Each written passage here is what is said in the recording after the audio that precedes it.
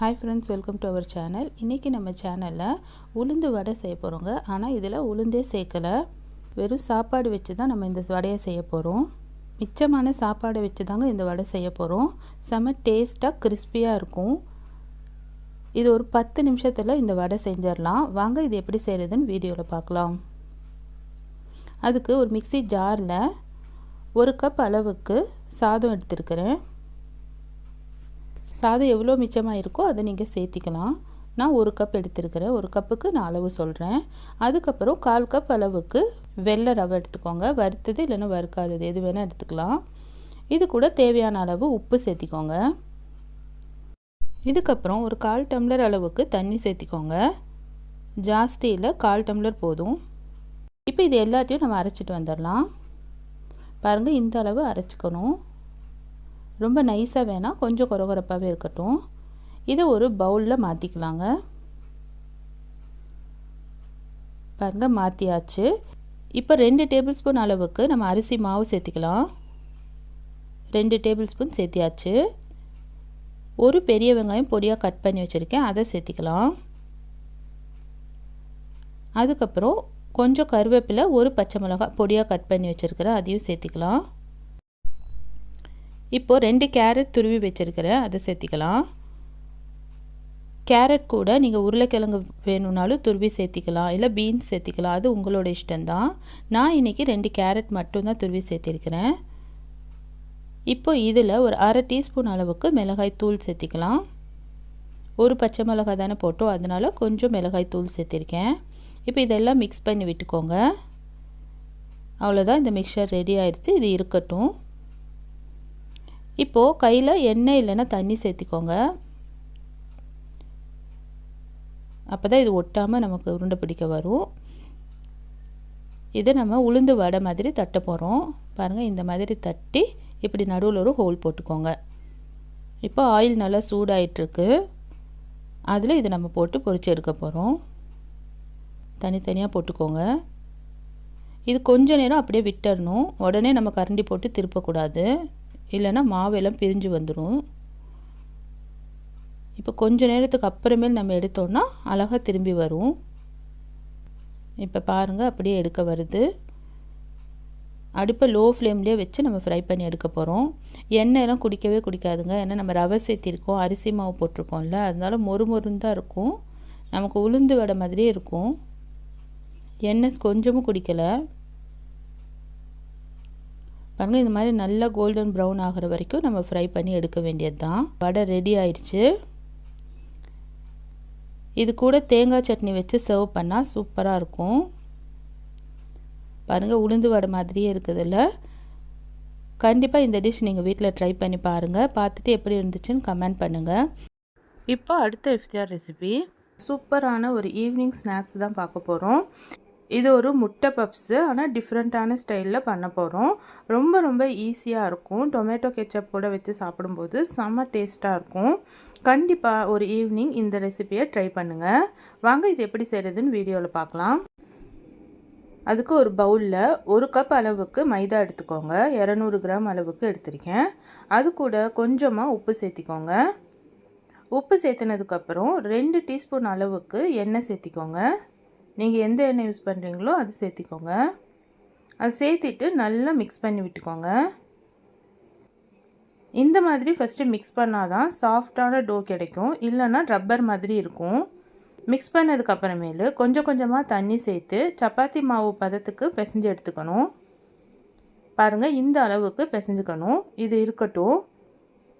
இன்னொரு தனி பவுலில் 3 உருளைக்கிழங்கு பாயில் பண்ணி வச்சுருக்கேன், அதை நம்ம மேஷ் பண்ணிக்கலாம்.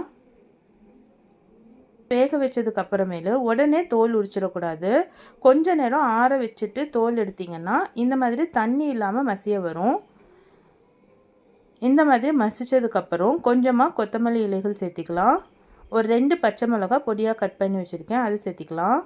அதுக்கப்புறம் ஆரிகானோ சேர்த்திருக்கேன், இல்லைனா மிக்சடு ஹர்ப்ஸ், 2ல் எது இருந்தாலும் ஓகே, அது சேர்த்திக்கோங்க. அது சேர்த்துனதுக்கப்புறம் 2 டீஸ்பூன் அளவுக்கு டொமேட்டோ கெச்சப் சேர்த்திக்கோங்க. அப்புறம் ஒரு 1/4 டீஸ்பூன் மிளகாய் தூள், ஒரு 1/4 டீஸ்பூன் மிளகு தூள் சேர்த்திக்கோங்க. அதுக்கப்புறம் இதுக்கு தேவையான அளவு உப்பு, அவ்வளோதாங்க. இது சேர்த்துனதுக்கப்புறம் எல்லாத்தையும் நல்லா மிக்ஸ் பண்ணி விட்டுக்கணும். இது எல்லாத்தையும் சேர்த்து நல்லா மிக்ஸ் பண்ணிக்கோங்க. இது தனியாக இருக்கட்டும். இப்போ 3 முட்டை வேக வச்சு இந்த மாதிரி கட் பண்ணி வச்சுருக்கேன். இதுவும் இருக்கட்டும். இப்போ நம்ம மாவு பிசைஞ்சோம்ல, அதில் ஒரு போர்ஷன் எடுத்து நல்லா மெல்லிசாக தேய்ச்சிக்கணும். ட்ரை மாவு ஸ்ப்ரெட் பண்ணி விட்டே தேய்ச்சிக்கோங்க. நல்லா மெல்லிசாக தேய்ச்சிக்கணும். ஈஸியாக தேய்க்க வரும். இந்த அளவுக்கு தேய்ச்சதுக்கப்புறம் நம்ம மிக்ஸ் பண்ணி வச்சுருந்த பொட்டேட்டோவை எல்லா இடத்துலையும் ஸ்ப்ரெட் பண்ணி விட்டுக்கோங்க, வீடியோவில் காட்டின மாதிரி.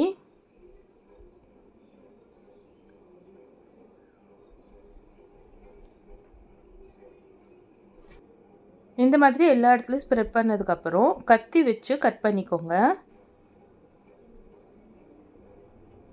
ஃபஸ்ட்டு ப்ளஸ் போடுற மாதிரி கட் பண்ணிக்கோங்க. அதுக்கப்புறம் இடையில கட் பண்ணுங்கள். பிஸ்ஸா கட்டர் இருந்தாலும் அதை வச்சு கட் பண்ணிக்கலாம்.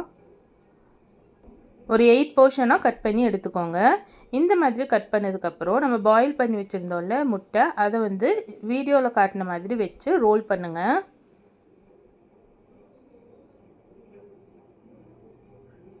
இந்த மாதிரி ரோல் பண்ணிங்கன்னா இந்த மாதிரி ஒரு ஷேப் கிடைக்கும். இது சைடில் மட்டும் ஒட்டி விட்டுருங்க அதே மாதிரி. அவ்வளோதான், சூப்பரான ஒரு ஷேப் கிடச்சிருச்சு. இந்த மாதிரியே எல்லாமே ரெடி பண்ணிக்கலாம்.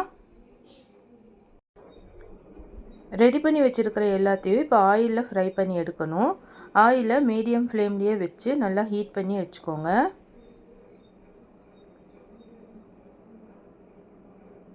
ஆயில் நல்லா ஹீட் ஆனதுக்கப்புறமேலு நம்ம ரெடி பண்ணி வச்சுருக்கிற எக் பப்ஸை இது கூட சேர்த்து நம்ம ஃப்ரை பண்ணணும். 2 பக்கமும் கோல்டன் ப்ரௌன் ஆகிற வரைக்கும் நம்ம ஃப்ரை பண்ணி எடுக்கணும். அடுப்பை மீடியம் ஃப்ளேம்லேயே வச்சுக்கோங்க, அப்போ தான் நல்லா உள்ளேயும் வேகும். நல்லா கோல்டன் ப்ரௌன் ஆனோடனே எடுத்துட வேண்டியது தான். உங்கள் குழந்தைங்க வீட்டில் இருக்கும்போது இந்த மாதிரி டிஃப்ரெண்ட்டான ஸ்நாக்ஸை செஞ்சு கொடுங்க, விரும்பி சாப்பிடுவாங்க. டொமேட்டோ கெச்சப் கூட வச்சு சாப்பிடும்போது சூப்பராக இருக்கும். கண்டிப்பாக இந்த ரெசிபியை நீங்கள் ஒரு டைம் ட்ரை பண்ணி பாருங்கள். ட்ரை பண்ணி பார்த்துட்டு எப்படி இருந்துச்சுன்னு சொல்லுங்கள். இந்த வீடியோ உங்களுக்கு பிடிச்சிருக்கும்னு நம்புகிறேன். இப்போ 3வது ரெசிபியாக மேகி பக்கோடா. டிஃப்ரெண்ட்டான ஸ்நாக்ஸ் ரெசிபி தாங்க பார்க்க போகிறோம். இந்த டிஷ்ஷை நீங்கள் ஸ்கூல் விட்டு வர குழந்தைங்களுக்கு செஞ்சு கொடுத்தீங்கன்னா அடிக்கடி செஞ்சு கொடுக்க சொல்லி கேட்பாங்க. அவ்வளோ டேஸ்ட்டாக இருக்கும். கண்டிப்பாக இந்த ரெசிபியை நீங்கள் வீட்டில் ட்ரை பண்ணுங்கள். வாங்க இது எப்படி செய்கிறதுன்னு வீடியோவில் பார்க்கலாம். இதுக்கு நான் 2 நூடுல்ஸ் எடுத்திருக்கேன். நீங்கள் எந்த நூடுல்ஸ் யூஸ் பண்ணுறீங்களோ அது எடுத்துக்கலாம். 2 பேக்கெட் எடுத்துக்கோங்க. இதில் நல்லா கொதிக்கிற தண்ணி ஊற்றிக்கோங்க. கொதிக்கிற தண்ணி ஊற்றி ஒரு 10 நிமிஷம் நம்ம மூடி வச்சிடலாம். இப்போ ஒரு 10 நிமிஷத்துக்கு அப்புறம் பார்க்கலாங்க. பாருங்கள், இது நல்லா வெந்திருக்கும் 10 நிமிஷத்தில். அதை நல்லா தனியாக வடிகட்டி எடுத்து வச்சுக்கோங்க. இப்போ இன்னொரு மிக்சிங் பவுலில் நம்ம வடிகட்டி வச்சுருந்த நூடுல்ஸை சேர்த்திக்கலாம். அது கூடவே ஒரு பெரிய வெங்காயம் சாப் பண்ணி வச்சுருக்கேன், அது சேர்த்திக்கலாம். இப்போ கொஞ்சம் கொத்தமல்லி இலைகள் சேர்த்திக்கலாம். ஒரு 1/2 கப் அளவுக்கு கடலை மாவு, அதையும் சேர்த்திக்கோங்க. இப்போ இது கூட நூடுல்ஸ் மசாலா வரும்ல, அதையும் சேர்த்திக்கலாம். 2 பேக்கெட் எடுத்ததுனால 2 பேக்கெட் நூடுல்ஸ் மசாலாவையும் சேர்த்திக்கிறேன். இப்போ தேவையான அளவு உப்பு சேர்த்திக்கோங்க. நூடுல்ஸ் மசாலாலையும் உப்பு இருக்கும், பார்த்து சேர்த்திக்கோங்க. அப்புறம் ஒரு 1/2 டீஸ்பூன் அளவுக்கு மிளகாய்த்தூள் சேர்த்திக்கோங்க. இது எல்லாத்தையும் நல்லா மிக்ஸ் பண்ணிக்கோங்க. தண்ணி ஊற்ற தேவையில்லைங்க, அதுலேயே நூடுல்ஸ்லேயே தண்ணி இருக்கும். பாருங்கள், இந்த மாதிரி மிக்ஸ் பண்ணி எடுத்து வச்சுக்கோங்க. இப்போ எண்ணெய் சூடானதுக்கப்புறமேலு இதை நம்ம ஒரு வடை மாதிரி தட்டி தட்டி எண்ணெயில் போட்டுக்கலாம். அடுப்பை மீடியம் ஃப்ளேம்லேயே வச்சுக்கோங்க. பாருங்கள், இந்த மாதிரி எல்லாமே சேர்த்தியாச்சு. இப்போ அடுத்த பக்கம் திருப்பி போட்டுக்கலாங்க. நம்ம நார்மலாக வடை சாப்பிட்றதுக்கு இது செம்ம டேஸ்ட்டாக இருக்கும், டிஃப்ரெண்ட்டாக இருக்கும். மெயினாக குழந்தைங்களுக்கு ரொம்பவுமே பிடிக்குங்க. நூடுல்ஸ்னாவே பிள்ளைங்களுக்கு ரொம்ப பிடிக்கும். ஆனால் இந்த மாதிரி செஞ்சு கொடுக்கும்போது இன்னும் விரும்பி சாப்பிடுவாங்க. இது டொமேட்டோ கெச்சப் கூட மயோனீஸ் கூட எல்லாத்துக்கூடயும் சரியாக மேட்ச் ஆகும். புதினா சட்னி கூட வச்சு சாப்பிட்லாங்க. பாருங்கள், இந்த மாதிரி கோல்டன் ப்ரௌன் ஆனதுக்கப்புறமேலு நம்ம எடுத்துக்கலாம். இப்போ எல்லாமே எடுத்துக்கலாம். இந்த மாதிரி நீங்கள் வீட்டில் ட்ரை பண்ணி பார்த்துட்டு எப்படி இருந்துச்சுன்னு கமெண்ட் பண்ணுங்கள். இப்போ 4வதாக சூப்பரான ஸ்நாக்ஸ் ஸ்வீட் கார்ன் பக்கோடா. செம கிறிஸ்பியாக இருக்கும், டேஸ்ட்டாக இருக்கும். ஒரு 5 நிமிஷம் இருந்தால் போதும் இந்த டிஷ் ரெடி பண்ணிடலாம். இந்த ஈவினிங் ஸ்நாக்ஸை நீங்களும் ட்ரை பண்ணிவிட்டு எப்படி இருந்துச்சுன்னு சொல்லுங்கள். வாங்க இது எப்படி செய்கிறதுன்னு வீடியோவில் பார்க்கலாம். ஒரு மிக்ஸி ஜாரில் 1 கப் அளவுக்கு ஸ்வீட் கார்ன் எடுத்திருக்கேன், அது சேர்த்திக்கலாம். இது வேக வச்சு தான் எடுத்திருக்கேன். அது கூட 2 பச்சை மிளகா சேர்த்திக்கோங்க. அதுக்கப்புறம் 2 பல் பூண்டு சேர்த்திக்கோங்க. கொஞ்சமாக கருவேப்பிலை சேர்த்திக்கலாம். அப்புறம் ஒரு 1/2 டீஸ்பூன் அளவுக்கு சோம்பு சேர்த்திக்கோங்க. அதுக்கப்புறம் ஒரு துண்டு இஞ்சி சேர்த்திக்கலாம். இது எல்லாத்தையுமே நல்லா கொரகொரப்பாக அரைச்சிட்டு வந்துடுங்க. ரொம்ப பேஸ்ட்டாக வேண்டாம், கொரகொரப்பாக அரைச்சிக்கோங்க. பாருங்கள், இந்த மாதிரி அரைச்சிட்டு வந்துடணும். இதை இப்போ தனியாக ஒரு பவுலில் மாற்றிக்கோங்க. அது கூடவே 2 டேபிள் ஸ்பூன் அளவுக்கு கடலை மாவு சேர்த்திக்கோங்க. அப்புறம் 1 டீஸ்பூன் அளவுக்கு அரிசி மாவு சேர்த்திக்கோங்க. அப்புறம் இதுக்கு தேவையான அளவு உப்பு சேர்த்திக்கலாம். ஒரு பெரிய வெங்காயம் பொடியாக கட் பண்ணி வச்சுருக்கேன், அது சேர்த்திக்கோங்க. அதுக்கப்புறம் கொஞ்சமாக கொத்தமல்லி தழை சேர்த்திக்கலாம். இப்போ இது எல்லாத்தையுமே சேர்த்து நல்லா மிக்ஸ் பண்ணி விடுங்க. மாவு நம்ம ஒரு பைண்டிங்காக சேர்த்திருக்கோம், இல்லைன்னா இதுலேயே தண்ணி இருக்கும், ரொம்ப கொல கொலன்னு ஆயிரும். காரம் தேவைப்பட்டுச்சுன்னா கொஞ்சம் மிளகாத்தூளும் சேர்த்திக்கலாம். இப்போ கடாயில் எண்ணெய் சூடு பண்ணிக்கலாம்.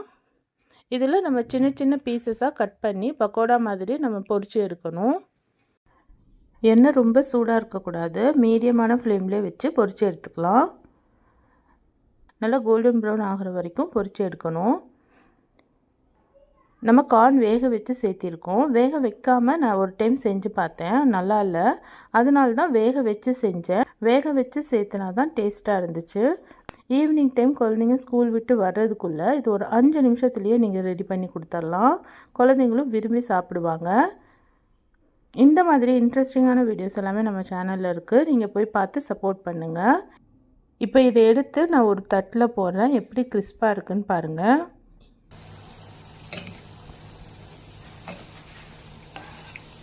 பாருங்கள், கிறிஸ்பியான டேஸ்டான ஸ்வீட் கார்ன் பக்கோடா ரெடி ஆயிடுச்சு. இதை கெச்சப் கூடயும் சாப்பிட்லாம், இல்லை புதினா சட்னி இருந்தால் அது கூடயும் சாப்பிட்லாம்.